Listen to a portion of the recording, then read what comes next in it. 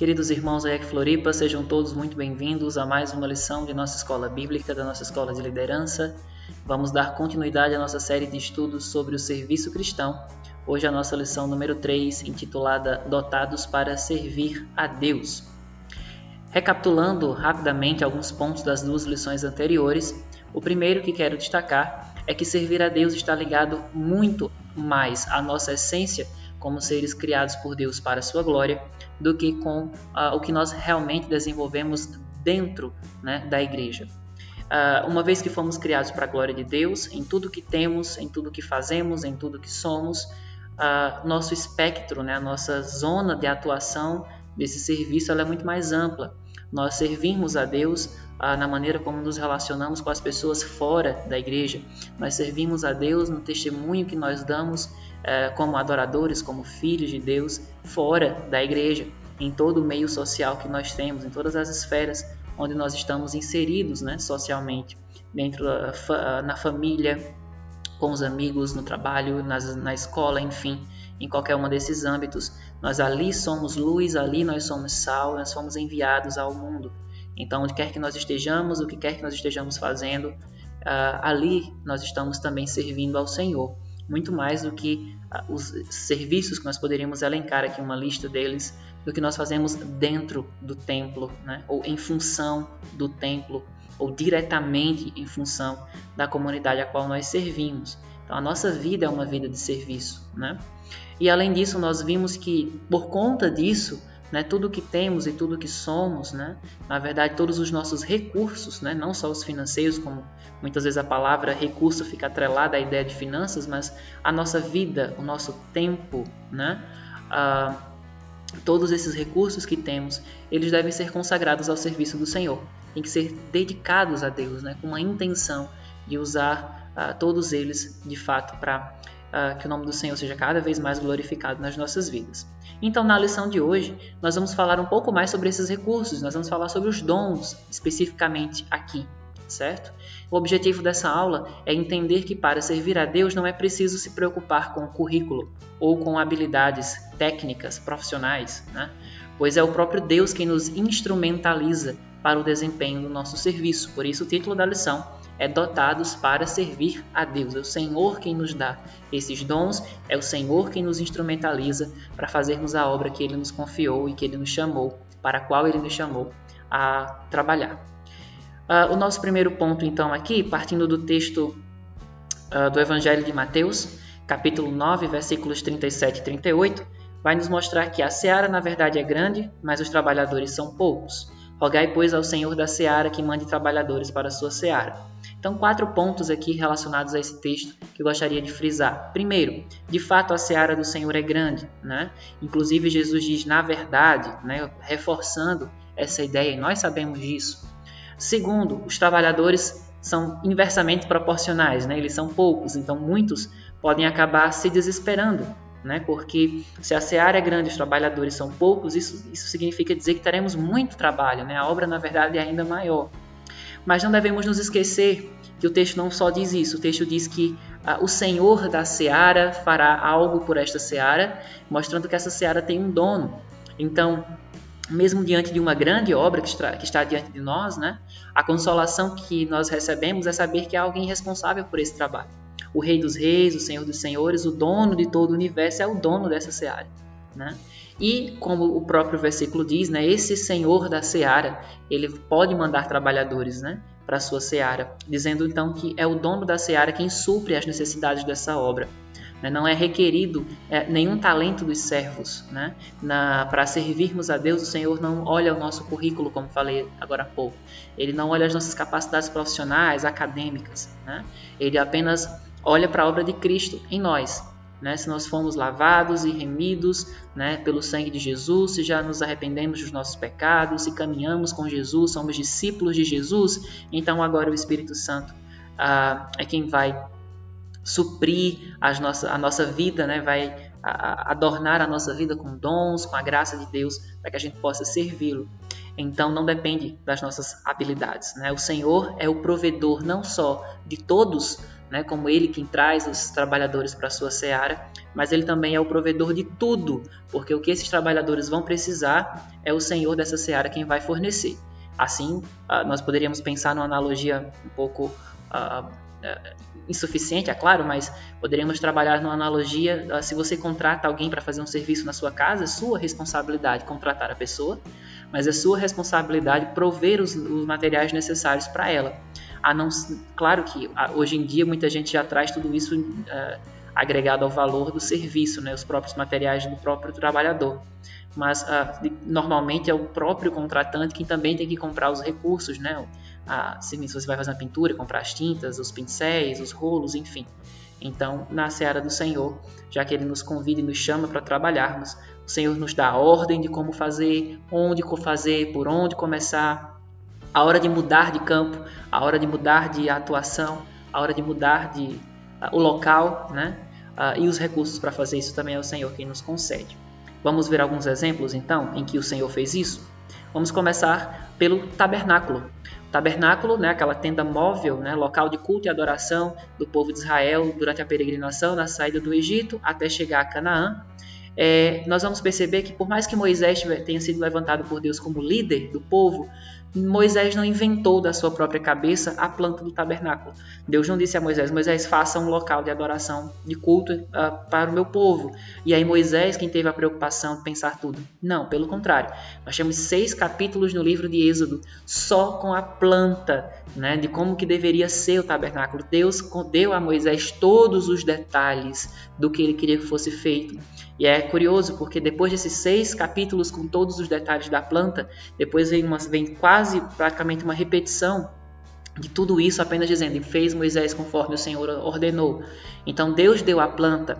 E aí na hora de construir, de fato, o texto vai nos dizer que Deus foi quem levantou os recursos humanos.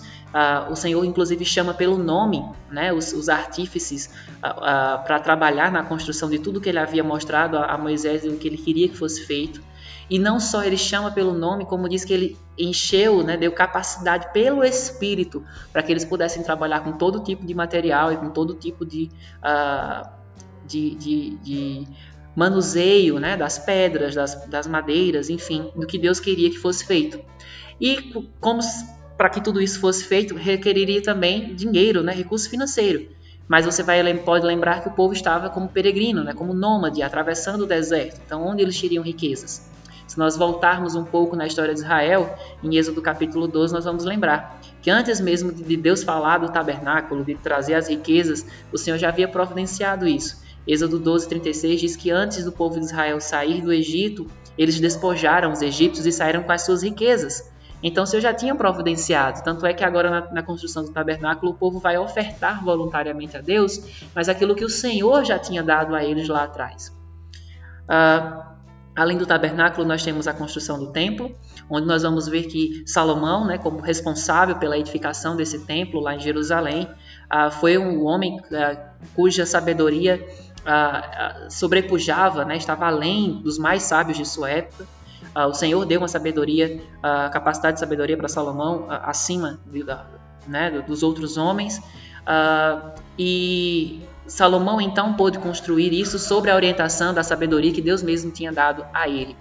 Quando o templo é destruído durante os cativeiros, principalmente o cativeiro babilônico, e então o povo recebe, né, a permissão para retornar a Jerusalém, está tudo destruído, tudo acabado, a cidade, o templo, tudo queimado, todos os bens, né, roubados, saqueados pelos invasores. Quando o rei Ciro permite que os judeus possam retornar a Jerusalém, ele dá um decreto e ele diz inclusive que a obra deveria ser feita, então dando a permissão que a obra fosse feita, mas também dizendo que toda a despesa seria tirada da casa real. Então Deus fez inclusive com que reis pagãos subsidiassem a reconstrução do templo na volta do cativeiro. O próprio Senhor fez isso e a gente sabe que havia uma profecia de Ciro antes mesmo de Ciro nascer e que Ciro seria usado por Deus para os seus propósitos junto ao povo de Deus. Um outro texto, né, em que o Senhor provê os recursos foi no Novo Testamento, quando Jesus envia 70 discípulos aos pares para irem à sua frente em algumas cidades por onde ele iria passar. E o texto diz que o Senhor ordena que eles não levassem absolutamente nada, nem alforje, nem sandália, e então pudessem simplesmente confiar na providência e na provisão de Deus das pessoas com quem eles entrariam em contato. E o texto diz que, de fato, eles nada levaram, mas nada faltou a eles. Inclusive, quando o texto de Lucas capítulo 10 relata a volta desses 70 discípulos, o texto vai nos dizer que eles voltam admirados, né, pelas experiências espirituais que eles tiveram.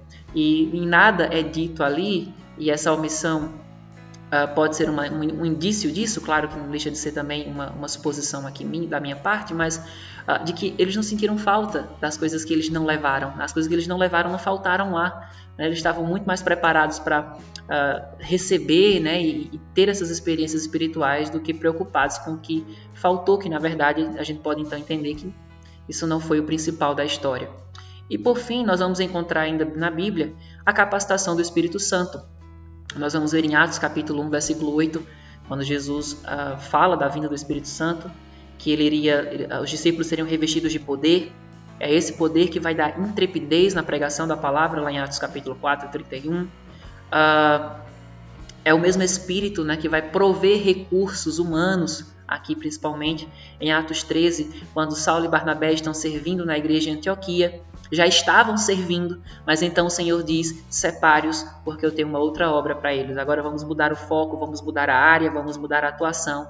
E o Senhor então readministra, reorganiza os recursos que ele tem em sua seara para fazer outras grandes coisas, como nós conhecemos então o ministério de Paulo e Barnabé depois disso. E então seguem ainda outros textos bíblicos, né, os dons, né, as ferramentas, como eu estou colocando aqui em tela para vocês.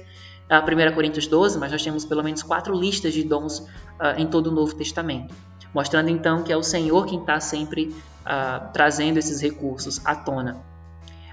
Então, falando desses muitos recursos e dessas muitas funções, nós precisamos entender algumas coisas aqui, partindo exatamente dos textos que falam sobre os muitos dons, né? Aliás, sobre as listas de dons e as ferramentas que recebemos. O primeiro destaque é que há muitos dons porque há muitas frentes de trabalho. O texto de Romanos capítulo 12 vai deixar muito claro que existem muitos membros e existem muitas funções. Então, nem todos serão pastores, nem todos serão evangelistas, nem todos serão mestres, nem todos terão dom da hospitalidade, nem todos falarão em línguas, nem todos vão interpretar, nem todos terão dons de cura, porque, na verdade, em cada área dessa precisa de representantes. Né? Então, se os dons são muitos, exatamente porque há muitas frentes de trabalho. Uma segunda consideração é que os dons são muitos, mas existe um só corpo. E o texto de 1 Coríntios 12 deixa isso muito claro quando diz: cooperem os membros com igual cuidado em favor uns dos outros. O alvo não é o destaque pessoal pelo dom que eu recebi de Deus, mas é o que eu faço com esse dom, né? Pensando no bem que eu vou causar ao outro irmão, que com o dom dele vai causar um bem a mim, que não tenho esse mesmo dom. Então, uma ideia de cooperação aqui estabelecida na analogia agora de um corpo, né, como o nosso corpo físico, que tem vários membros e cada um tem a sua função, mas eles são interdependentes, né? Eles não são, como o texto também de 1 Coríntios vai falar, né? A mão não pode dizer que não precisa do braço, que não precisa do pé, não é verdade? Terceira consideração, que há muitos dons para que todos colaborem pelo crescimento mútuo. O objetivo, né, de Deus dar essas ferramentas na perspectiva do reino, da igreja, da seara do Senhor, é que o próprio corpo efetue o seu crescimento para a edificação. Né? Nós devemos buscar sempre edificar o outro, né? E aí o meu dom deve edificar o meu irmão, né? E não me envaidecer e não trazer a glória para mim.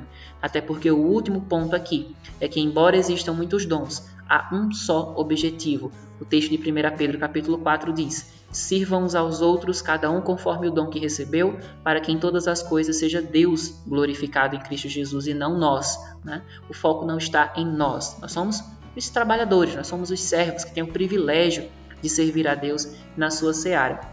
Mas o foco não é nós, né? O foco é nós podermos trabalhar em função do crescimento, em função da obra de Deus, da vontade de Deus, naquilo que Ele nos colocou, independente de qual seja esse dom, independente de qual seja essa área de atuação, portaria, zeladoria, pregação, ensino, ministérios de socorro, né? Hospitalidade, enfim, mas todos possamos estar trabalhando para que o reino de Deus possa se manifestar de muitas formas, né? Mas sempre pensando em colaborar com meu irmão, eu dependo dele e ele depende de mim, mas ao mesmo tempo em tudo isso Deus ser glorificado. Pois bem, resumindo então o grosso da nossa lição hoje, 2 pontos principais. Deus nos chama a servi-lo, mas não porque ele se surpreende com os nossos currículos ou com os nossos portfólios, né? Aqueles, como se fosse um cardápio, digamos assim, né? Um menu onde você mostra aqui tudo aquilo que você já, as suas realizações para dizer assim, eu consigo fazer isso. Deus não se surpreende com os nossos portfólios e nem com as nossas habilidades. Deus nos chama em amor. Ele nos capacita com os dons. Ele nos orienta pelo Espírito, nos usa para a nossa própria edificação, né? Pensando na analogia do corpo, de uns aos outros e, por fim, a glória do seu nome. E nada tem a ver conosco, né? Nada tem a ver com as nossas competências, porque no fim das contas ele sequer precisa de nós. Servir ao Senhor é um ato de amor, é um ato de adoração, né? É um privilégio, é uma alegria, deve ser uma alegria para o cristão que encontrou o amor de Deus em Cristo Jesus, né? Que agora segue Jesus, que serviu ao Pai em amor, em unidade, né? Que se humilhou a ponto de se fazer homem, né? E ser obediente até a morte de cruz, assim como o texto de Filipenses nos ensina. Que nós possamos amar ao nosso Senhor, servi-lo com amor e servi-lo com alegria, lembrando que nesse servi-lo também servimos uns aos outros e somos servidos. E assim todo o corpo cresce, todo o corpo é edificado e em tudo Deus é glorificado com os dons que Ele nos deu, embora diferentes, muitos, mas para a glória do seu santo nome. Que Deus abençoe sua vida, que você possa buscar discernimento da parte de Deus, qual é o teu dom, qual é o teu lugar nessa seara, porque com certeza tem um lugar para você servir a Deus. Que Deus possa te mostrar qual é, que você possa ser muito frutífero naquilo que o Senhor colocar nas tuas mãos para fazer. Que você possa multiplicar os talentos que o Senhor tem te dado para a glória do nome dele. Que Deus te abençoe e aguardo você numa próxima lição, se assim o Senhor nos permitir. Um abraço a todos.